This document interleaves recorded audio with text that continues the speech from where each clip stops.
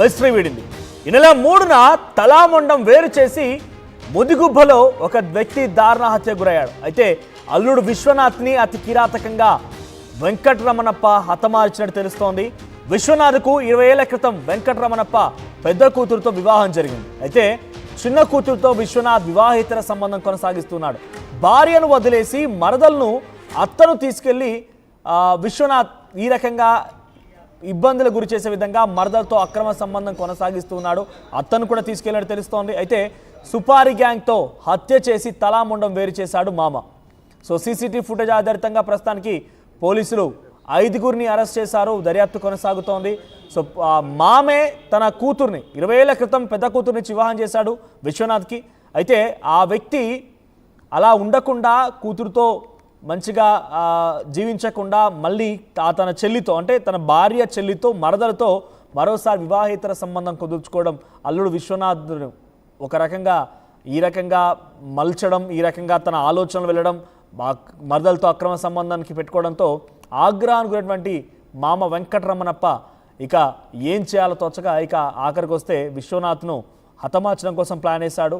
So భార్యను వదిలేసి మరదలతో అత్తను తీసుకెళ్లి విశ్వనాథ్ ఈ రకమైనటువంటి నిర్వాకానికి పాల్పడుతుండగా సుపారీ గ్యాంగ్తో హత్య చేయించినట్టు తెలుస్తోంది. సుపారీ గ్యాంగ్తో హత్య చేసి తలాముండం వేరు చేశాడు మామ. ఒకసారి ఈ ఘటన పైన 5గురిని అరెస్ట్ చేశారు. తర్వాత పోలీసులు మాట్లాడారు. పోలీసులు ఏం మాట్లాడారో చూద్దాం.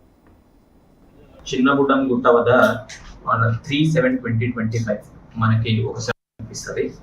అరౌండ్ 11:30 ఆ టైంలో ట్రేస్ అవుతుంది మనకి. అందులో మనకి మొండెం మాత్రమే కనిపిస్తుంది. తల అబౌట్ 50 మీటర్స్ అవే ఆ పక్కన ఎక్కడో కనిపిస్తుంది అనమాట. ఈ హీనియస్ క్రైమ్ గురించి మేము చేసిన ఎఫర్ట్స్, ఏ విధంగా అక్యూజ్ని పట్టుకున్నాము, అసలు ఎందుకు జరిగింది, ఏ విధంగా జరిగింది అన్నది నేను క్లియర్గా చెప్తాను.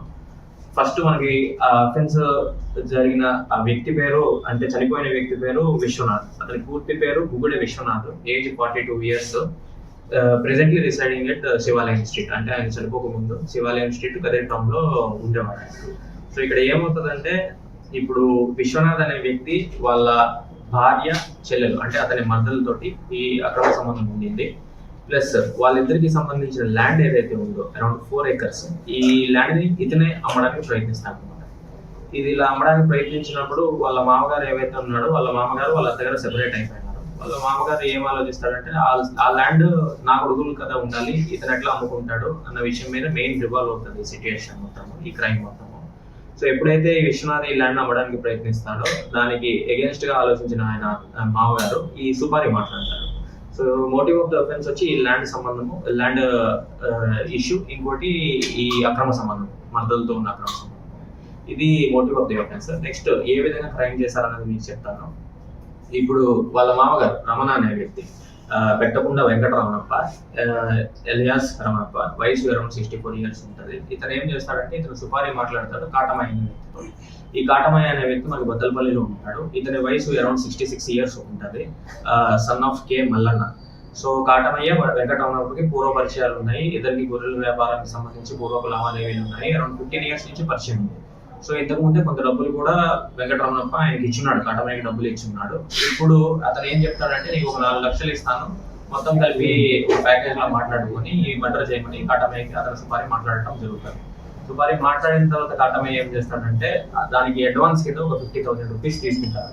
ఈ 50,000 rupees తీసుకున్న తర్వాత ఒక 3 more members ని అతను ఎంప్లాయ్ చేసుకుంటాడు. ఎంప్లాయ్ చేసుకుని ఈ కేసు 3 కొడవలతోటి ఈ క్రైమ్ చేస్తారన్నమాట. ఏ విధంగా చేస్తారంటే, ఈ డిసీజ్ ఎవరైతే ఉన్నారో విశ్వనాథ్ ని ఫస్ట్ పిలుస్తారు.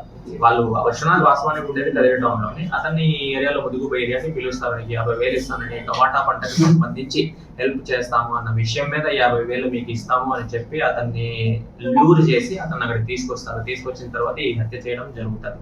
ఈ హత్య చేసిన తర్వాత వాళ్ళు ఆటోలో వెళ్ళిపోతారు అన్నమాట. ఇది క్రైమ్ జరిగింది. ఎందుకు ఈ పోలీసులు చెప్తున్నమాట, ఏకంగా తనని హతమార్చి సుపారీ గ్యాంగ్తో హతమార్చి ఆ రకంగా తలాముండం వేరు చేసి కొంత దూరంగా పడేశారంటే తెలుస్తోంది. సత్యసాయి జిల్లాలో ఈ ఘటన చోటు చేసుకుంది. సో ప్రస్తుతానికి ఈ ఘటన కొంత ఆందోళన కలిగిస్తుంది కూడా. సో అటు మరదలతో అక్రమ సంబంధం అటు మామకు నచ్చలేదు, అంటే తన చిన్న కూతురుతో అక్రమ సంబంధం నచ్చక అట్ ద సేమ్ టైం ఆస్తి తగాదాలు కూడా ఉన్నాయట. ఏకంగా ఈ 4 ఎకరాల భూమిని మొత్తం కూడా తనే అమ్ముకోవాలని ఒక ఆలోచన చేసినట్టుగా తెలుస్తోంది. సో అల్లుడు విశ్వనాథ్ని హతమార్చడం కోసం సుపారీతో సుపారి గ్యాంగ్తో ప్లాన్ చేశాడు. సో తన భార్యతో కూడా కొన్ని రోజుల పాటుగా మామ దూరంగానే ఉంటాడు. సో తన భార్యని అంటే అత్త మరదల్ని తీసుకెళ్లాడు విశ్వనాథ్. సో తన భార్యతో విభేదాలు ఉన్నాయి, భార్యని కాదని మరదలతో అక్రమ సంబంధం పెట్టుకోవడం, తర్వాత అత్తను కూడా తీసుకెళ్లడం, మొత్తం మీద ఆస్తి మొత్తాన్ని కూడా తనే ఉంచుకోవాలని ప్రయత్నం చేయడం, ఇవన్నీ కూడా కొంత కోపానికి గురి చేసినటువంటి వెంకటరమణప్ప ఈ రకంగా విశ్వనాథ్ని హతమార్చే ప్రయత్నం చేశాడు. సో విశ్వనాథ్ సుమారుగా ఈ నెల 3న హతమార్చి మొండం తల వేరువేరుగా వేరు ప్రాంతాల్లో పడేశారట. సో ప్రస్తుతానికి పోలీసులు ఆ వ్యక్తిని ఎవరు ఎలా అని ఛేదించారు, విశ్వనాథ్ని గుర్తించారు. ఆ తర్వాత ప్రస్తుతానికి వెంకటరమణప్పతో పాటుగా మరొక 5 అయితే సుపారీ తీసుకొని ఈ హత్యకు పాల్పడ్డారు. అందరినీ కూడా అరెస్ట్ చేసినట్టు తెలుస్తోంది. మరిన్ని అప్డేట్స్తో మా ప్రతినిధి చెల్లాకే నాయుడు సిద్ధంగా ఉన్నారు. నాయుడు, ఏం జరిగింది అసలు, ఈ ఘటన పైన అప్డేట్స్ ఏంటి?